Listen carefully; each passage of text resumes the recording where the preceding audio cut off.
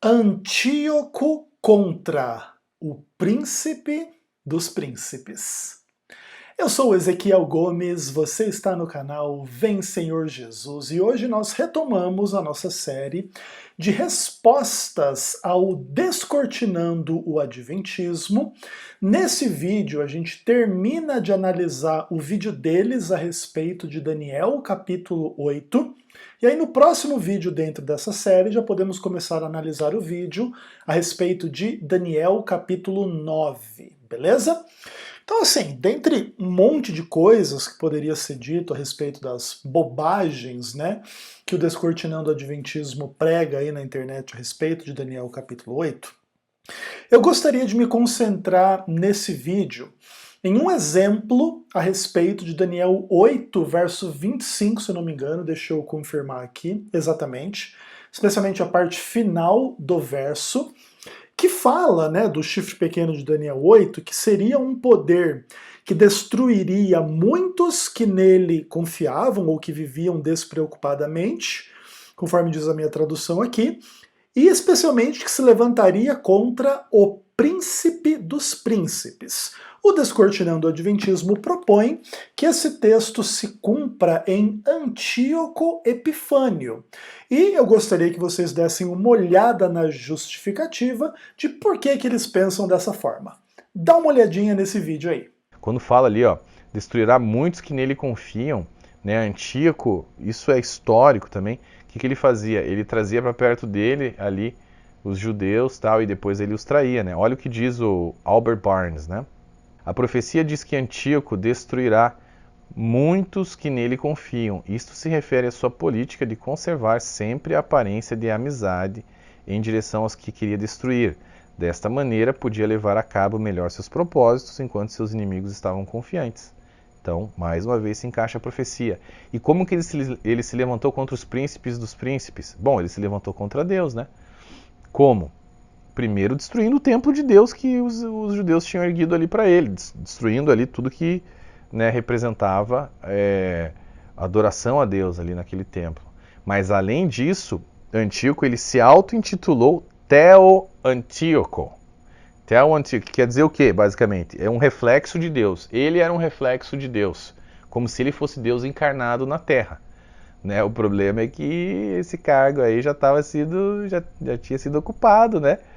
Por alguém nada mais nada menos que o próprio Jesus, que viria a encarnar ali logo em seguida.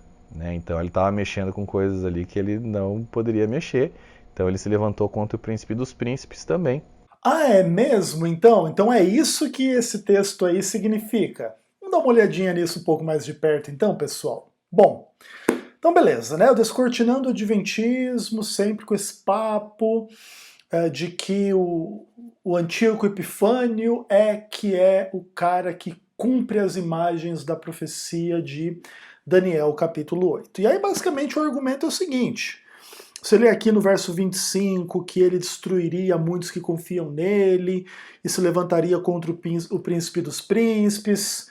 Então a interpretação do negócio é o seguinte: é histórico que Antíoco trouxe para perto deles os judeus, depois os traiu, e aí o cidadão aí, Albert Barnes, diz que a profecia indicava que Antíoco iria destruir aqueles que confiavam nele. Isso se refere à sua política de conservar a aparência de amizade em direção ao que eles queriam destruir. E dessa maneira ele podia levar melhor o seu propósito a cabo enquanto os inimigos confiavam nele. E aqui se encaixa mais uma vez a profecia. Bom, veja bem. Dentro da visão adventista de que o chifre pequeno é Roma, é engraçado assim perceber que pessoas como o Gleason, né, que é o porta-voz do Descortinando o Adventismo, eles meio que vêm com um papo assim de que a interpretação adventista é absurda, que não tem nada a ver com o texto e com o contexto e com isso e com aquilo.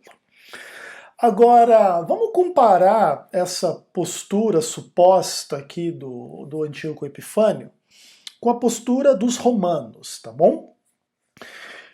Para a gente ver se tem alguma coisa aqui que Antíoco Epifânio cumpra de forma mais explícita do que os romanos na questão desse primeiro momento aí do texto, que ele iria destruir os que confiavam nele, há muitos que confiavam nele, que estavam vivendo despreocupadamente, confiantemente. Ok, legal. Então basicamente é o seguinte, uma das formas principais da dominação romana acontecia através do que a gente chama de Pax Romana, onde Roma vinha até um território específico e oferecia basicamente duas alternativas: a paz sob o domínio de Roma ou a guerra. Essa era a forma de Roma trabalhar, tá bom? Inclusive, na época do Novo Testamento, a Judéia ali, etc., estavam todas sob domínio romano, né? Então Israel vivia sob jugo romano, dentro desse contexto da Pax Romana. Então eles fizeram aliança com Israel, os romanos, e dominavam sobre Israel, que lhes pagava tributo, e em troca disso, Roma deixava eles ter o templo, eles terem a religião deles e comandarem lá as questões religiosas, o sinédrio e tudo mais. Inclusive, é dentro desse contexto que você tem esses embates entre Jesus e os fariseus e os saduceus, e aí o sinédrio, esses caras todos, eles vão até os romanos para prender Jesus, executar Jesus, etc., porque era um pouco desse jogo político entre eles ali, que viviam nessa pax romana, né? Viviam nessa paz ali, nessa harmonia entre eles. Então, o que acontece? Os próprios judeus ajudavam, alguns judeus inclusive, né, ajudavam a tirar impostos do seu próprio povo e mandar para Roma. Lembra inclusive Mateus. Levi Mateus era um cobrador de impostos, né? Quer dizer exatamente isso. Então veja bem, para você ter pessoas ali, né, que eram judeus, mas tinham essa relação jurídica e econômica com Roma, você tinha uma relação de confiança uns com os outros, né? Debaixo da Pax Romana, que era a forma habitual do Império Romano se alastrar e tudo mais. Então veja bem, aqui a profecia está dizendo que esse chifre pequeno destruiria muitos que neles confiavam. Ué, vamos trabalhar com a hipótese de que isso aqui é Roma. E muitos judeus confiavam nos romanos, e daqui a pouquinho Roma vai ir lá no contexto da revolta judaica ali, destruir o templo e etc, etc. Por que um suposto cumprimento disso em Antíoco é muito plausível, é muito evidente, é isso aí mesmo, e nos romanos, não, é absurdo, é heresia, é uma má interpretação, não faz nenhum sentido conforme o texto e o contexto. Enfim, qual é o motivo, né? Porque você quer ter uma mensagem anti-adventista, então dizer que isso aqui é Antíoco fortalece o anti-adventismo? Ok, você pode trabalhar dessa forma, mas o seu motivo não é um bom motivo textual, contextual, exegético do texto. É simplesmente uma preferência por uma interpretação X que favorece o seu intento Y. Seu intento é falar mal do adventismo, você encontra a interpretação do texto que mais favorece você falar mal do adventismo, e aqui, ó, tá claro na Bíblia que Antíoco destruiu quem confiava nele. Mas será que não está claro na Bíblia que os romanos também destruíram aquele povo que nele confiou também e que tinha essas relações econômicas e jurídicas e tudo mais de confiança? Seja como for, o próximo aspecto do texto acho que é mais esclarecedor, né? Esse poder que iria destruir os que nele confiavam também se levantaria contra o príncipe dos príncipes. E aí, o que o Gleason fala, né? Ele fala assim que como foi que Antíoco se levantou contra os príncipes dos príncipes? Ele confunde, né, o singular do texto com o plural do que ele fala, inclusive demonstrando que ele não é muito cuidadoso na interpretação, né? Ou pelo menos errou ali, mas tudo bem, não vamos focar nesse erro formal, ok? Vamos dizer que ao falar os príncipes dos príncipes, ele esteja querendo se referir à expressão o príncipe dos príncipes. Mas como é que Antíoco Epifânio se levantou contra o príncipe dos príncipes? Aí o Gleason responde, bom, ele se levantou contra Deus. Como? Primeiro, destruindo o templo de Deus, destruindo tudo que significava ali adoração ao Deus verdadeiro naquele templo. Então esse é o primeiro ponto. Então supostamente Antíoco Epifânio destruiu o templo, ou pelo menos destruiu tudo que se referia à adoração a Deus naquele templo. Primeiro ponto. Segundo ponto. Além disso, olha o absurdo, pessoal. O Antíoco Epifânio, inclusive porque Epifânio é a manifestação de Deus, né? Ele teria se auto-intitulado Tel Antíoco, que é o Deus encarnado na Terra, e o problema é que esse cargo já estava ocupado, né? Que Jesus já iria encarnar logo em seguida, então ele estava mexendo com coisas que ele não poderia mexer. Então Antíoco se levantou contra o príncipe dos príncipes também. Uma coisa importante a respeito da interpretação bíblica é que a interpretação bíblica ela tem que ser feita com seriedade, não com brincadeira. E um argumento desse tipo aqui é uma brincadeira. Tá? Vamos explicar por quê. Essa noção de que os seres humanos divinizam a si mesmos é uma noção absolutamente comum na história da humanidade. Inclusive desde lá do Jardim do Éden, né? A tentação fundamental é essa: sereis como Deus.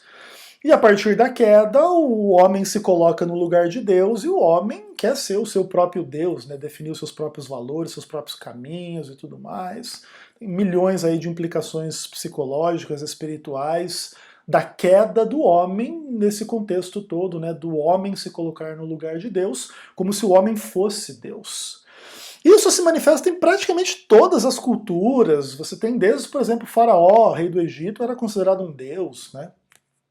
E tal, não tem nenhuma novidade que um cara tipo Antíoco tivesse pretensões parecidas. Mas aí pensa o seguinte, então o Antíoco Epifânio, ao se declarar Deus, ele já está apto a cumprir a profecia de Daniel 8. Ah, legal, cara. Vamos pensar um pouco em Roma? Os imperadores romanos todos se consideravam divinos, a encarnação de Deus, filho de Deus. Inclusive é daí que sai o termo evangelho, né? O termo evangelho inicialmente é um termo político onde existia uma carta que era mandada de antemão para um lugar onde o imperador iria visitar e etc. E ali, antes dele visitar, era pregado o evangelho, a boa nova, de que o Filho de Deus iria até aquele lugar. Quem é o Filho de Deus? É César, é o imperador de Roma. Tá? E o que acontece? Essa prática entre os romanos, ela persistiu, né, entre os imperadores, e eles todos se divinizavam e se chamavam de Deus, Augusto, toda essa linguagem, né, do Império Romano é o imperador como filho de Deus, como Deus encarnado, como representação da divindade na Terra, aquele quem você deve crer, você deve obedecer, pagar imposto e tudo mais, etc. E olha que coisa interessante, né? O catolicismo romano, que é a instituição herdeira de muitos desses princípios e convicções do Império Romano, ele, inclusive, absorveu essa ideia toda, fazendo do Papa o vigário do Filho de Deus, o substituto do Filho de Deus, aquele que é chamado, em algum momento lá na Alta Idade Média, de Senhor Deus o Papa, ok? E basicamente é isso, com essas atribuições divinas do tipo infalibilidade, do tipo falou tá falado, a sua palavra é lei, a sua palavra é a verdade, ele é o cabeça da igreja e tudo mais, com a blasfêmia absoluta na direção aí da divinização do ser humano pecador, tá bom?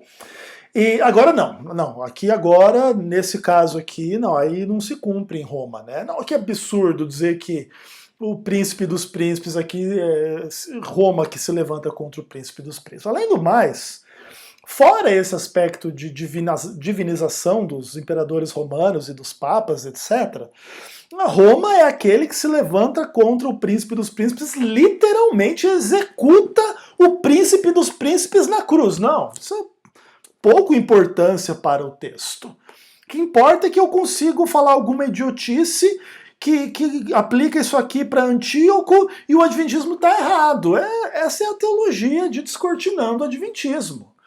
É uma teologia absolutamente falsa, mentirosa, corrupta, né, para usar lá os adjetivos que o Paulo César gosta de usar para falar da igreja adventista, né? Uma teologia absolutamente ridícula.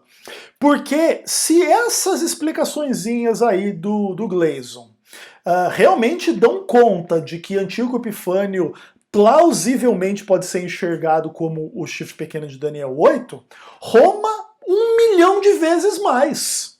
Não é verdade?